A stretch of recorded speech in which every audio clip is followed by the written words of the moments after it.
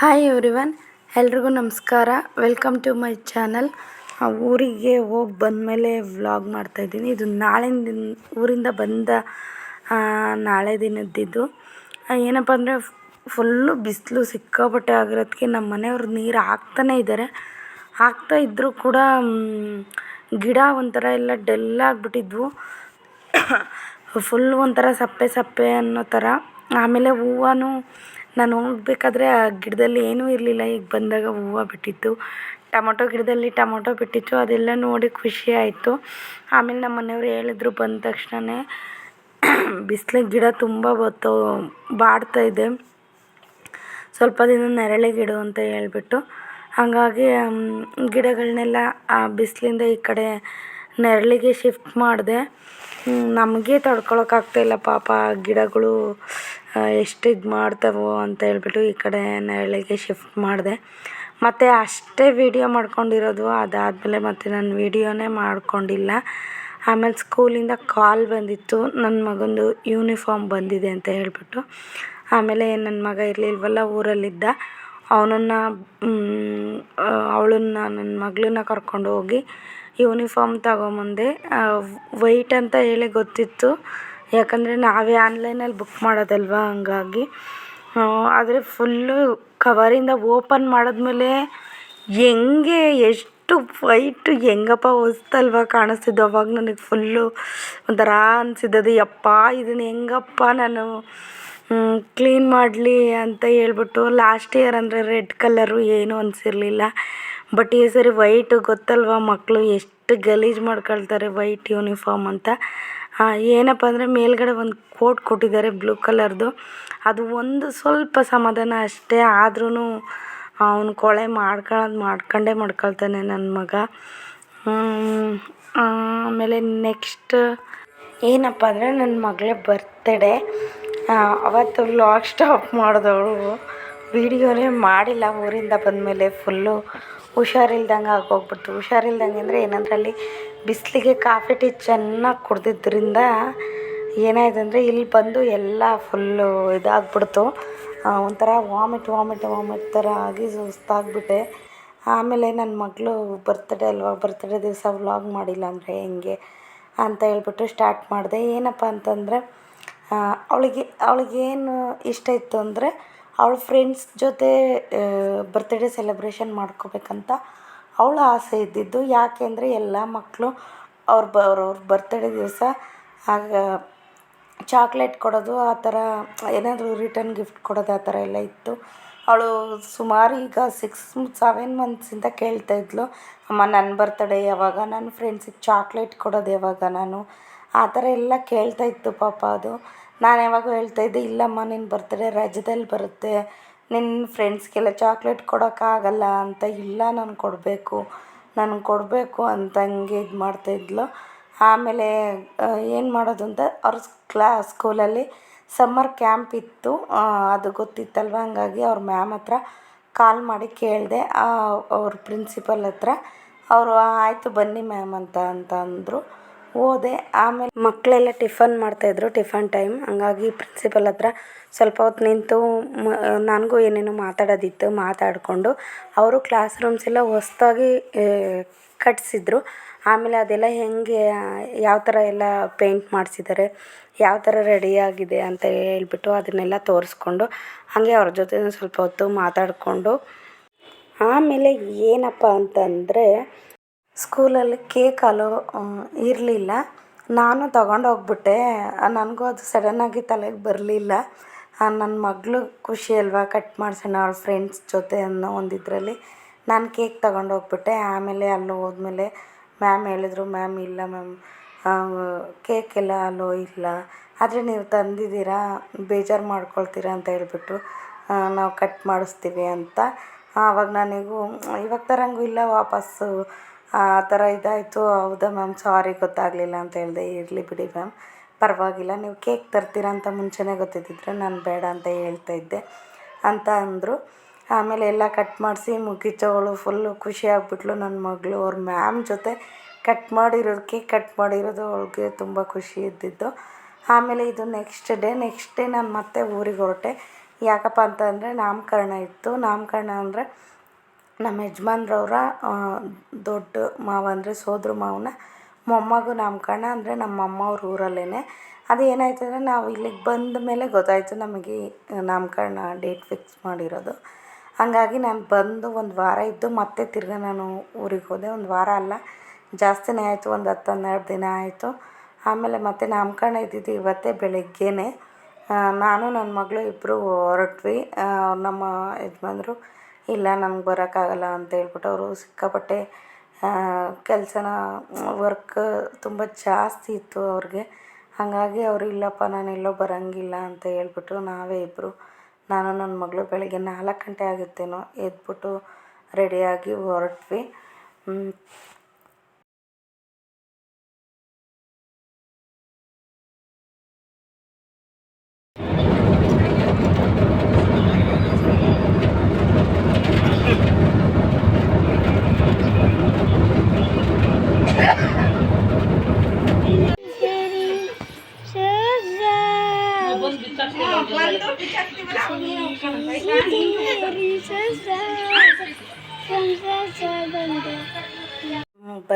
ಬಂದು ಮತ್ತೆ ಸ್ನಾನ ಎಲ್ಲ ಅಲ್ಲೇ ಮಾಡ್ಕೊಂಡು ಬಂದಿದ್ದರಿಂದ ಮತ್ತೆ ಸ್ಯಾರಿ ಎಲ್ಲ ಹಾಕ್ಕೊಂಡು ರೆಡಿ ಆಗ್ತಾಯಿದ್ದೀವಿ.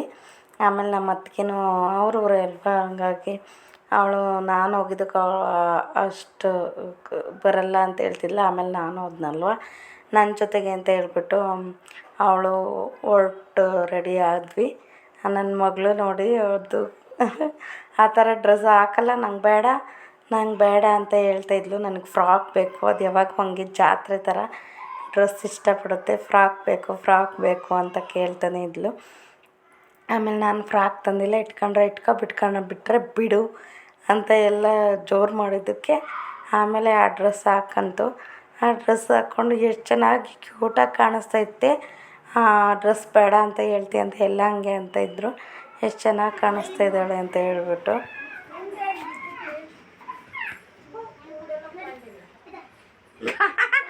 ಗಾಳೆಲ್ಲ ಹೋಗ್ತೈತೆ ಬಲೂನ್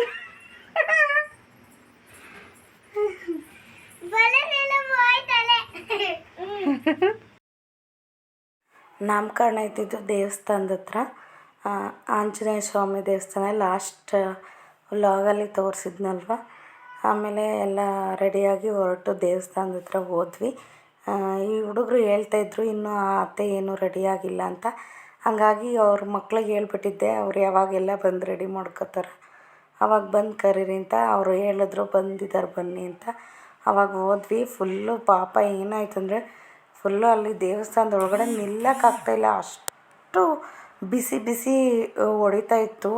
ಪಾಪು ಅಂತೂ ತುಂಬ ಅಳ್ತಾ ಇದ್ದ, ಅಂದರೆ ಯಾರ ಮುಖನೂ ನೋಡ್ತಾ ಇರಲಿಲ್ಲ, ಅಷ್ಟು ಅಳ್ತಾ ಇದ್ದ.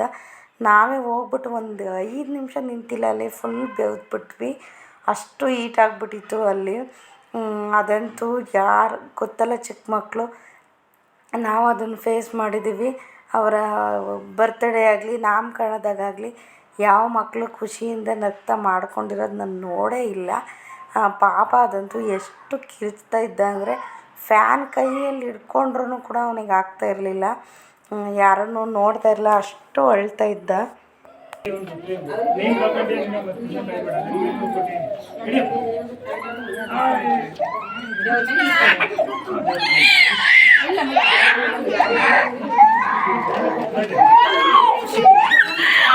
ಅವನು ಸಂಜೀವಣ್ಣ ಇಲ್ಲ ಹೋದು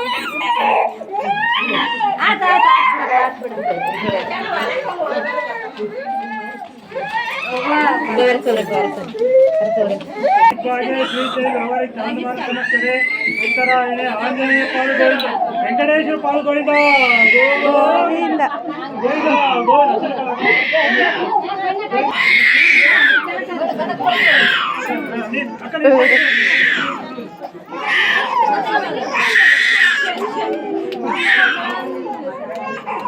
ಅದೇನೋ ಕತೆ.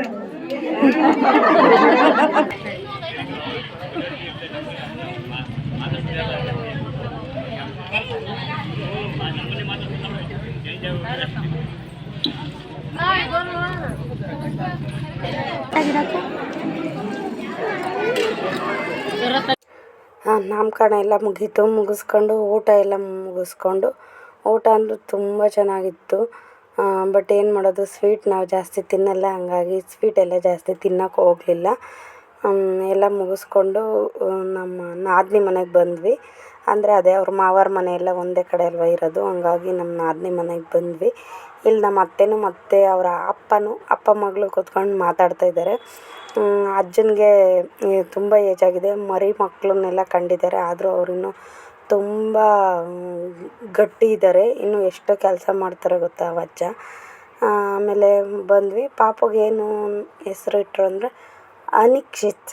ಅದನ್ನು ಇಷ್ಟೊತ್ತು ನೆನಪು ಮಾಡ್ಕೊಂಡೆ. ಅನಿಕ್ಷಿತ್ ಅಂತ ಹೆಸ್ರಿಟ್ರು. ಆ ಅಕ್ಷರದಲ್ಲಿ ಬಂದಿತ್ತು ಅಂತ ಹೇಳ್ಬಿಟ್ಟು. ಆಮೇಲೆ ಇವಾಗ ನನ್ನ ಜೊತೆ ನನ್ನ ಮಗನೂ ಕರ್ಕೊಂಡು ಹೊರಡ್ತಾಯಿದ್ದೀನಿ ಬೆಂಗಳೂರಿಗೆ. ಆಮೇಲೆ ಅವನ ಜೊತೆ ನನ್ನ ಮೈದನ ಮಗನೂ ಬರ್ತಾಯಿದ್ದಾನೆ. ಅದನ್ನೇ ನಮ್ಮ ಅತ್ತೆಗೆ ಹೇಳ್ಕೊಂಡು ನಗ್ತಾಯಿದ್ರು. ನನ್ನ ಮಗನ ಸರಿಯಾಗಿ ಊಟ ತಿನ್ನಲ್ಲ, ಇಷ್ಟಿಷ್ಟೇ ತಿಂತಾನೆ, ಎಷ್ಟು ಹೇಳಬೇಕು ಏನು ಎತ್ತ, ಅದಕ್ಕೆ ಸರಿಯಾಗಿ ಮುದ್ದೆ ಮಾಡಿಕ್ಕೋ ಅವನಿಗೆ ಅಂತ ಎಲ್ಲ ಹೇಳ್ತಾಯಿದ್ರು ಅವರು. ತಿನ್ನಲ್ಲ, ಎಷ್ಟು ಹಿಂಸೆ ಮಾಡಬೇಕು ಇಷ್ಟು ಊಟ ತಿನ್ನೋಕ್ಕೆ ಅಂತ. ಯಾಕಂದರೆ ಇಷ್ಟು ದಿನ ಊರಲ್ಲಿ ಇದ್ನಲ್ವ, ಹಂಗಾಗಿ ಗೊತ್ತು ಅವ್ರಿಗೆ, ನೋಡ್ಕೊಂಡಿದ್ದಾರೆ ಹೆಂಗೆ ತಿಂತಾನೆ ಏನು ಅಂತ. ನಾನು ಹೇಳಿದ್ರೆ ಕೇಳ್ತಾ ಇರಲಿಲ್ಲ, ಅವ್ನು ತಿನ್ನಲ್ಲ ಅಂತ. ಹಾಕಬೇಕು, ತಿನ್ನಲ್ಲ ಅಂದರೆ ಬಿಡಬಾರ್ದು ಅನ್ನೋರು. ಇವಾಗ ಗೊತ್ತಾಯ್ತು ಅವರಿಗೆ, ಅವ್ನು ಎಷ್ಟು ಹಿಂಸೆ ಮಾಡಿದ್ರು ತಿನ್ನೋಷ್ಟೇ ತಿನ್ನೋದು, ಇಷ್ಟಿಷ್ಟೇ ತಿನ್ನೋದು ಅಂತ ಹೇಳ್ಬಿಟ್ಟು. ಆಮೇಲೆ ನನ್ನ ಮೈದನ ಮಗನೂ ಬರ್ತಾಯಿದ್ನಲ್ವ, ಅದಕ್ಕೆ ಅವನ ಬಗ್ಗೆನೂ ಸ್ವಲ್ಪ ನಮ್ಮ ಅತ್ತೆ ಹೇಳ್ತಾಯಿತ್ತು. ಅವ್ನು ಬರೀ ಪಲಾವ್ ಅಂತಲೇ ದಿನ ಪಲಾವ್ ಮಾಡಿ ಹಾಕ್ಬಿಡು ಅವನಿಗೆ, ಹಂಗೆ ಹಿಂಗೆ ಅಂತ ಎಲ್ಲ ಹೇಳಿ ನಮ್ಗೆ ಪಂಚಾಯತ್ಗೆ ಮಾಡೋದು ಹೇಳ್ದು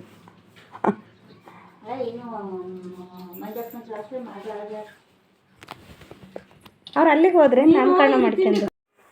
ಆಮೇಲೆ ಪಾಪುನ ಮಾತೇ ಆಡಿಸಿರ್ಲಿಲ್ಲ, ಅವನನ್ನ ಎತ್ಕೊಳ್ಳೋಕ್ಕೂ ಆಗಲಿಲ್ಲ. ಬೆಳಗ್ಗೆ ತುಂಬ ಅಳ್ತಾ ಇದ್ದ ಅಂತ ಹೇಳ್ಬಿಟ್ಟು ಅವನನ್ನು ಮಾತಾಡಿಸ್ಲಿಲ್ಲ. ಆಮೇಲೆ ಅವ್ರ ಮನೆಗೆ ಹೋಗಿ ಪಾಪುನ ಎತ್ಕೊಂಡು ಸ್ವಲ್ಪ ಹೊತ್ತು ಇದ್ದು, ಆಮೇಲೆ ನಮ್ಮ ಅತ್ತೆನೂ ಊರಿಗೆ ಹೋದರು. ಇಲ್ಲಿ ನಮ್ಮ ಅಮ್ಮವ್ರ ಮನೆಗೆ ಬಂದೆ. ಇಲ್ಲಿ ಬಂದರೆ ನನ್ನ ಮಗಳದು ಮತ್ತೆ ಬರ್ತಡೇ ಮಾಡ್ತಾಯಿದ್ದಾರೆ. ಯಾಕೆ ಅಂತ ಅಂದರೆ ನಿನ್ನೆ ಬರ್ತಡೇ ಅವಳು ಒಬ್ಬಳೇ ಮಾಡ್ಕೊಂಡಿದ್ದು. ಇಲ್ಲಿ ಅಂದರೆ ಸ್ಕೂಲಲ್ಲಿ ಅವಳ ಫ್ರೆಂಡ್ಸ್ ಜೊತೆ ಎಲ್ಲ ಮಾಡ್ಕೊಂಡಿದ್ದು. ಮನೇಲಿ ನನ್ನ ಮಗನೂ ಇರಲಿಲ್ಲ ಜೊತೆಗೆ, ಮತ್ತು ಇಲ್ಲಿ ನಮ್ಮ ಮನೆ ಹತ್ರ ಇರೋರು ಯಾರೂ ಇರಲಿಲ್ಲ. ಅವಳ ಜೊತೆಗೆ ಮಕ್ಕಳು ಇರಲಿಲ್ಲ. ಅವಳು ಹೇಳ್ತಾಯಿದ್ಲು, ಯಾವಾಗೂ ಅಮ್ಮ ನನ್ನ ಫ್ರೆಂಡ್ಸಿಗೆಲ್ಲ ಚಾಕ್ಲೇಟ್ ಕೊಡಬೇಕು, ಆಮೇಲೆ ಇಲ್ಲಿ ಮನೆ ಹತ್ರ ಇರೋರನ್ನೆಲ್ಲ ಫ್ರೆಂಡ್ಸು ಕರಿಬೇಕು, ನಾನು ಬಲೂನೆಲ್ಲ ಕಟ್ಟಬೇಕು, ಹಂಗೆ ಬರ್ತಡೇ ಮಾಡಮ್ಮ ನಂದು ಅಂತ. ಪಾಪ ಅದು ಯಾವಾಗೂ ಕೇಳ್ತಾಯಿತ್ತು. ಇಲ್ಲಿ ನಮ್ಮನೆ ಕೆಳಗಡೆ ಎಲ್ಲ ಮಕ್ಕಳದ್ದು ಬರ್ತಡೇ ಮಾಡಿದರು. ಅದನ್ನು ಅವಳು ನೋಡಿದ್ಲು, ಬಲೂನೆಲ್ಲ ಹಾಕ್ಬಿಟ್ಟು ಬರ್ತಡೇ ಮಾಡಿದ್ರಲ್ಲ, ಅದಕ್ಕೋಸ್ಕರ ಅವಳು ನನಗೂ ಅದೇ ಥರ ಮಾಡಬೇಕು ಅಂತ ಕೇಳ್ತಾಯಿದ್ಲು. ಎಲ್ಲ ರಜಾ ಅಂತ ಹೇಳ್ಬಿಟ್ಟು ಇಲ್ಲೆಲ್ಲ ಊರಿಗೆ ಹೋಗಿದ್ದಾರೆ. ಯಾರೂ ಇರಲಿಲ್ಲ ಮಕ್ಕಳು ಮನೆ ಹತ್ರ ಇರೋರು, ಹಂಗಾಗಿ ಊರಿಗೆ ಹೋದ್ನಲ್ವ, ನನ್ನ ಮಗನೂ ಇರಲಿಲ್ಲ. ಆಮೇಲೆ ನಮ್ಮ ಅಣ್ಣನ ಮಕ್ಕಳೆಲ್ಲ ಇದ್ದರು ಅಂತ ಹೇಳ್ಬಿಟ್ಟು ಮತ್ತೆ ನಮ್ಮ ಅಣ್ಣ ಹೋಗಿ ಕೇಕ್ ತೊಗೊಂಬಂದು, ಆಮೇಲೆ ಬಲೂನೆಲ್ಲ ತರಿಸ್ಬಿಟ್ಟು ಅಲ್ಲೇ ಊರಲ್ಲಿ ಅವಳ ಆಸೆಯಂತೆ ಅವಳು ಯಾವಾಗೂ ಹೇಳ್ತಾಯಿದ್ಲು. ಅದು ಮೊನ್ನೆ ನಮ್ಮ ಅಣ್ಣನ ಹೆಂಡ್ತಿ ಬಂದಿದ್ರಲ್ವ ನಮ್ಮ ಅತ್ತಿಗೆ ಹತ್ರ, ಹೇಳ್ತಾಯಿದ್ಲು, ಅತ್ತೆ ನನ್ನ ಬರ್ತಡೇ ಹಿಂಗೆ ಮಾಡಬೇಕು, ಹಂಗೆ ಮಾಡಬೇಕು, ಬಲೂನೆಲ್ಲ ಕಟ್ಟಬೇಕು ಅಂತ ಹೇಳ್ಬಿಟ್ಟು. ಅದಕ್ಕೆ ಅವಳು ಹೇಳ್ತಾಯಿದ್ಲು, ಆಯಿತು ಬಲೂನೆಲ್ಲ ಕಟ್ಟಿಲ್ಲ ಏನೂ ಇಲ್ಲ, ನೆನ್ನೆ ಇವತ್ತು ಕಟ್ಬಿಟ್ಟು ಬರ್ತಡೇ ಮಾಡೋಣ ಸಮ್ಮು ಅಂತ ಹೇಳ್ಬಿಟ್ಟು ಇವತ್ತು ಅದಕ್ಕೆ ಅಲ್ಲೇ ನಮ್ಮ ಊರಲ್ಲಿ ನಮ್ಮ ಮನೆ ಹತ್ರ ಇರೋ ಅಕ್ಕಪಕ್ಕದ ಮಕ್ಕಳನ್ನೆಲ್ಲ ಕರೆದು ಚಿಕ್ಕ ಮಕ್ಕಳನ್ನ ಮತ್ತು ಕೇಕ್ ತಂದು ಮತ್ತೆ ಹಂಗೆ ಕಟ್ ಮಾಡಿಸಿದ್ರು. ಅವಳು ಹುಟ್ಟಿದಾಗಿಂದ ಅವಳು ಇದು 2 ದಿನ ಬರ್ತಡೇ ಮಾಡ್ಕೊಂಡಂಗಾಯಿತು ಈ ವರ್ಷ. ಖುಷಿ ಆಯಿತು ಅವಳಿಗಂತೂ, ಫುಲ್ಲು ಖುಷಿ. ಅವಳಿಗಿಗೂ ಏನೋ ಒಂಥರ 2 ಸರಿ ಬರ್ತಡೇ ಮಾಡ್ಕೊತ ಇದ್ದೀನಿ ನಾನು ಅಂತ ಎಲ್ಲ.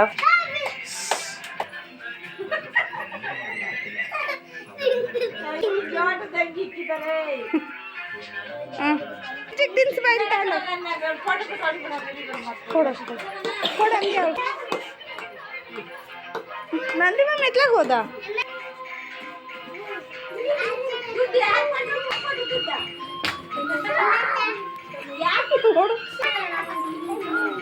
ಇಲ್ಲಿ ಅಜ್ಜಿಗೆ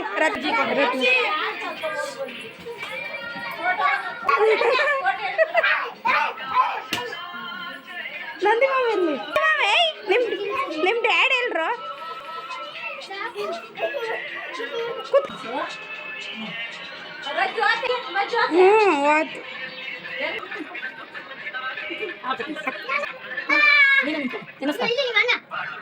ಅಲ್ಲ ಅಣ್ಣರು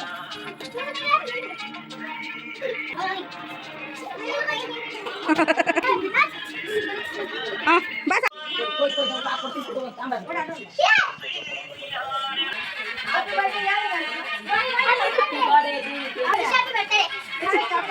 ಡ್ಯಾನ್ಸ್